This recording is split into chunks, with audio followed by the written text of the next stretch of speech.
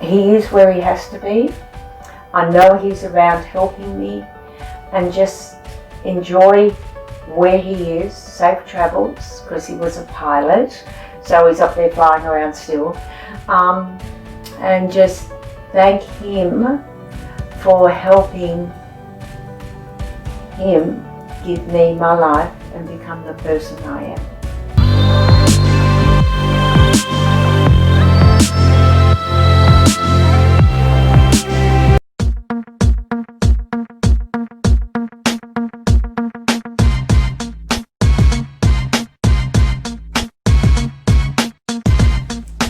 The glitz and glam is the fame, but it's the work backstage that makes the game. I'm Crystel and Levay Bundal, your host. Come with me behind the lens and watch their stories unfold. Our next guest is another one of our own from down here in Australia. She is known to be the first 60-year-old woman to win an international title for Australia. After being a pageant contestant, she's reached a new level of herself and become a national director. And you know what? I'm really excited to see what else she has in store. But not only that, not only the craft that she has, not only who she is now, I want to know more about her. Please welcome onto the show, Robbie Canner.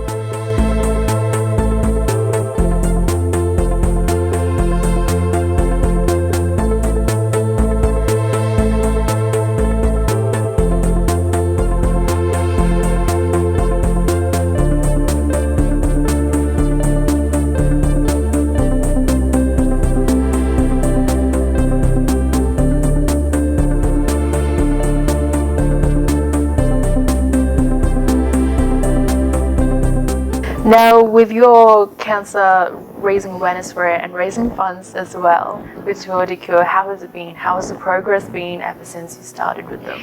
Well, Tour de Cure was set up when Scotty died. He was, I think, the youngest, mostly of the Tour family. Tour de Cure set up the Scott Canner Young Investigator Grant, which was to have funds go to the young, up-and-coming cancer research doctors. The young ones, like I went down to the Olivia Newton-John Wellness Centre down in Melbourne because we donated to Dr. Jessica Duarte for her research in cancer. I went down and looked down the microscope, saw the cancer cells and had photos, and we've gone to Charlie Teo. We've given money to Charlie Teo. We have given to the brain cancer in Queensland. And it's just a great thing, and this continues. I'm very lucky to have this set up through such an amazing organisation as Tour de Cure. And just to have it, to keep going, to have it there, it really fills my heart. And we're actually helping other young people. And I know the Centenary Institute at RPA, they have, there's two magazines called Nature and Cell, and every doctor, I think every organisation in medical form wants to get paper printed in Cell and Nature.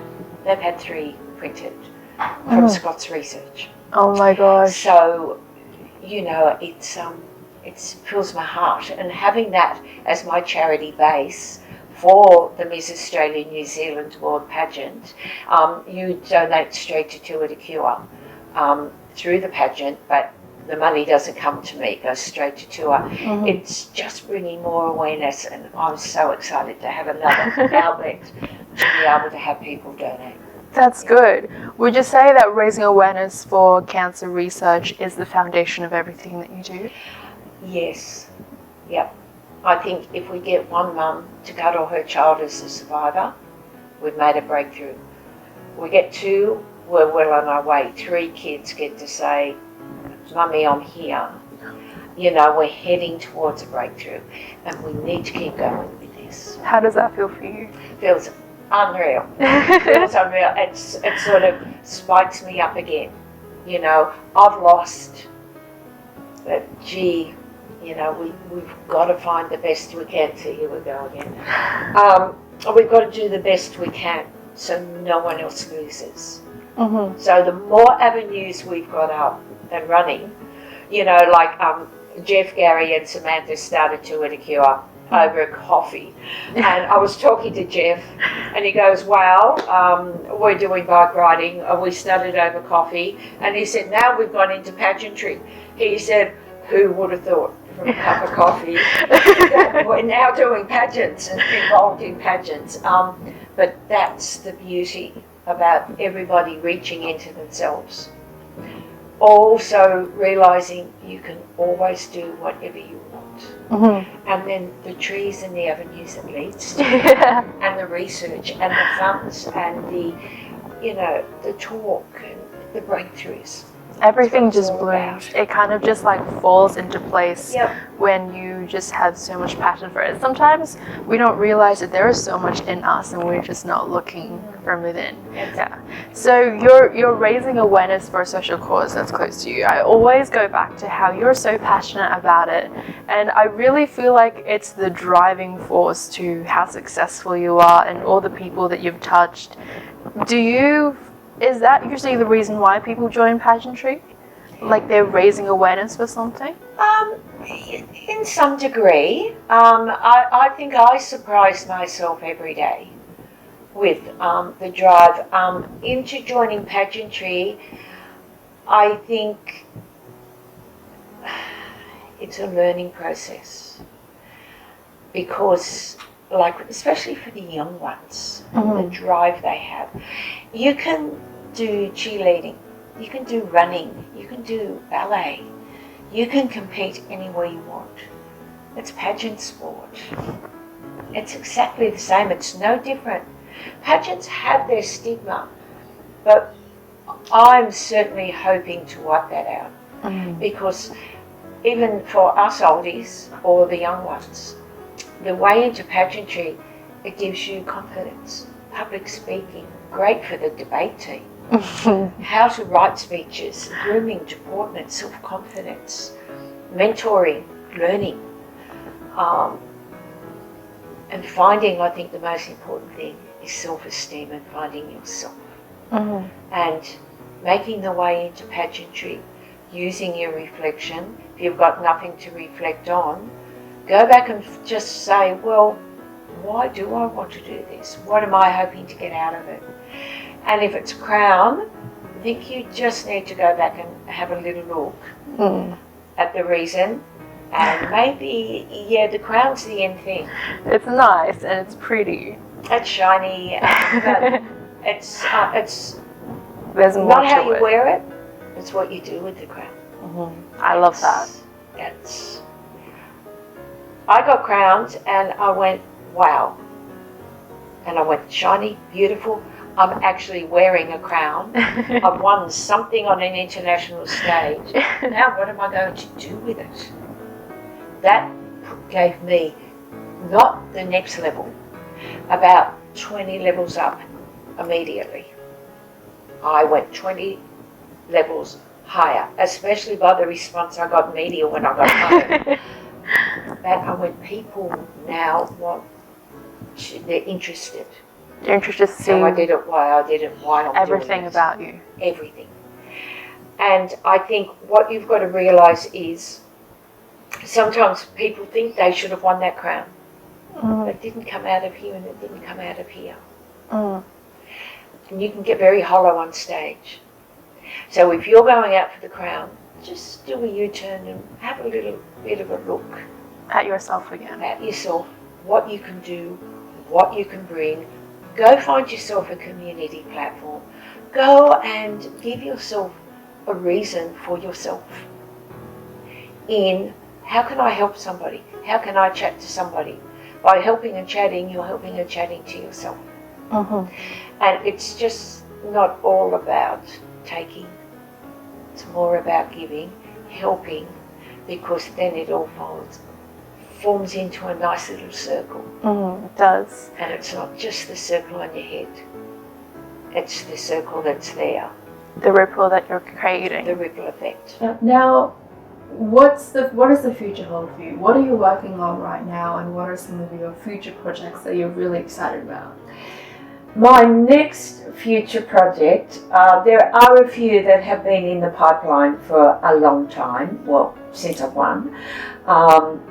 There's a couple. So number one is Woman, the exhibition, which is by Nicole McCluskey. She's a gorgeous lady here in Sydney.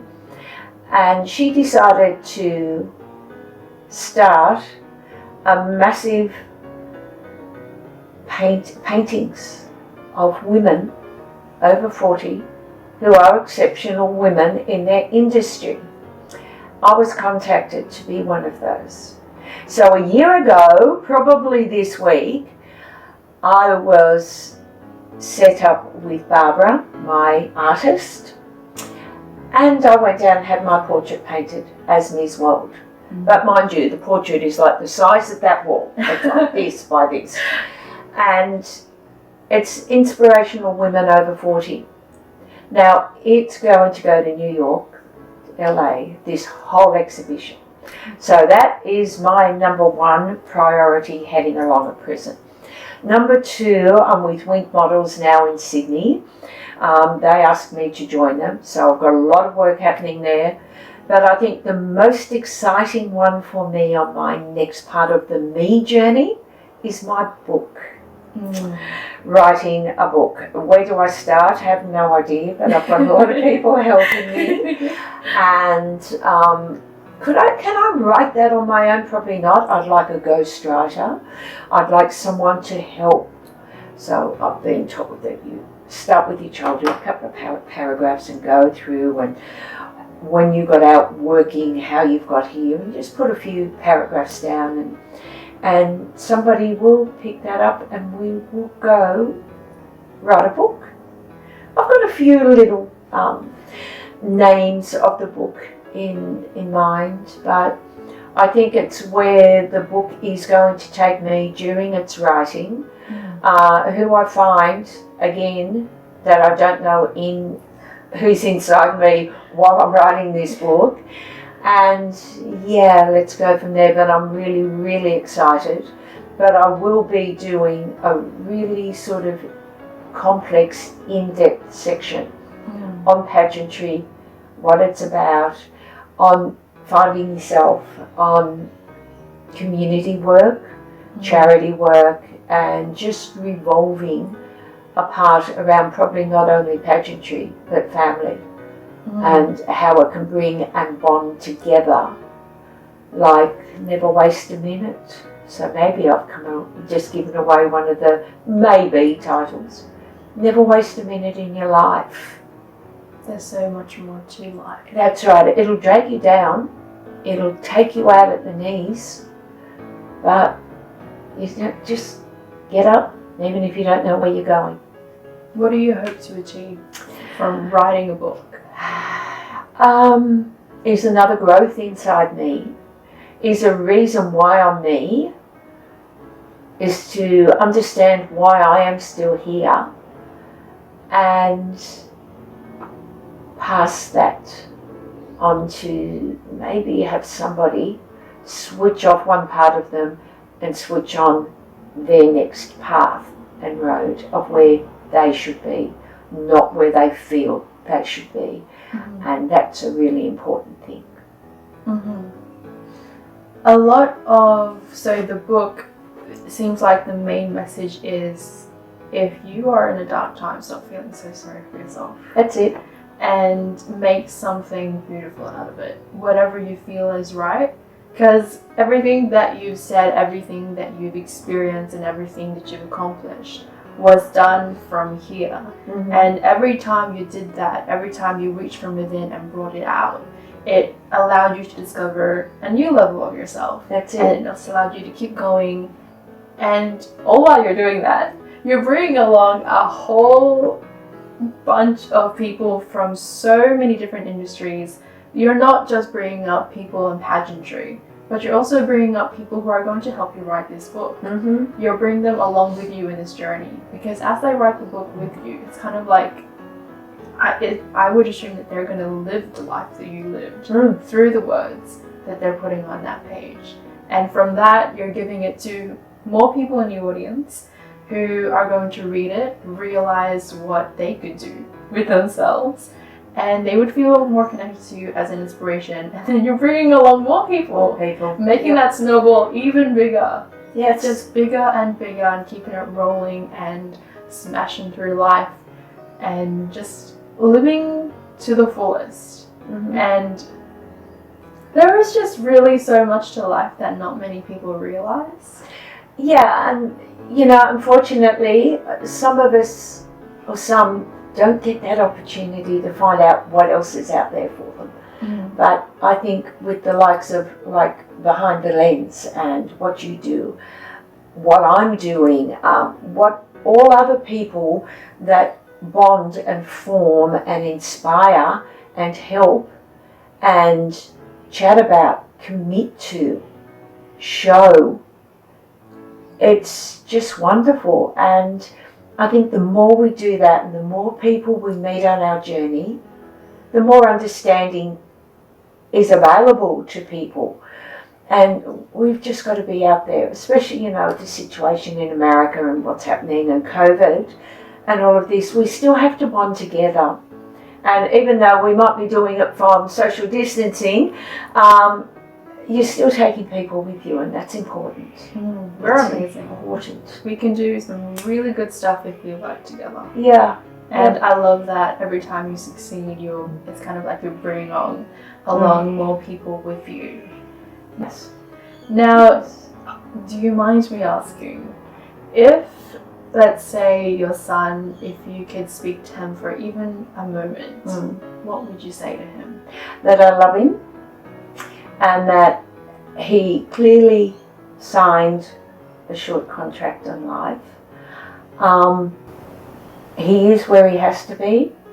I know he's around helping me, and just enjoy where he is, safe travels, because he was a pilot, so he's up there flying around still, and just thank him for helping him give me my life and become the person I am today, whatever level that may be. So yeah. You've touched on another question that I wanted you to ask. So now that you've come into it feels like you've come full circle and you're on to a next level as a national director, now that you're also coming in to write a book. Are we going to see you doing more coaching or pageant coaching outside of the pageant that you're directing? Yeah, I think so. I'd like to be able to do that. I think also with that, I will be doing more modelling work as well with New York. That's great because we get coaches over there too.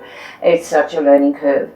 But I think yes, because outside of pageantry with the girls and what they're learning, I'd like to see them take on a modelling career if that's what they so choose to do. So there's so many avenues to do with mentoring and coaching that any guys, any girls that come on board, and when I decide when I'm going to start this, hopefully it's not too long off, where we can take them in any career that they choose to, whether it's in front of the camera, whether it's on the runway.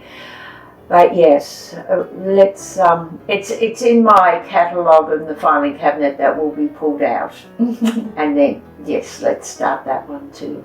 Sounds really exciting. Now, with COVID and a lot of things put into restrictions, put into place, we're still a little bit more careful with what we're doing, making sure that everyone's health is a priority.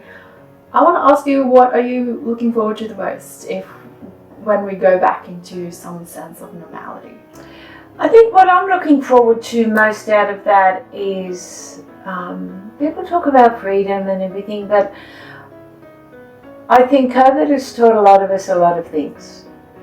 It's taught respect for the freedoms that we had, and now we find we don't have that anymore for a little while. I think how I would like to come out of COVID is what it's taught me, sitting back, respecting people. I've always had massive respect for everybody, but I think people's personal spaces, you know, sometimes we tend to get up close and personal and in their space. I think social distancing has taught us to respect everybody else's personal space. Respecting yourself and respecting your own personal space. I'd like to see a little more humanity come out and just everybody say, hey, this was horrible. We never want to go back there. But we can so easily go back there if we don't take out of what we have learned while we've been locked up in our own little world. And I think if we unlatch some of our own little world and we say, hey, this is a part of what I've learned that I'd like to keep on board, we can take that out there, and hopefully it's we kind of get over where we are right now and move along as a great massive group of world humans and get over the things that has come out of this and gather in force and make it a better world. And then we look at those two words, world peace, again. So, you know, it's crazy, but you know, it works. She is a wonderful woman from our very own country, Australia. She's represented us internationally and she continues to do so with such grace and poise. Not only does she represent herself, not only does she represent her country, but she represents our people. And I'm really glad to sit and chat with her because she is a pageant contestant that in just 2 years she's become a national director, and there is so much to the future that holds for her and everyone else that she brings along. I hope you guys enjoyed this episode. I had such a pleasure sitting and chatting with Robbie Canner. Make sure you tune in to our channel next time. Make sure you hit the like button, and remember that the glitz and glam is fame, but it's the work backstage that makes the game. I'll see you guys next time.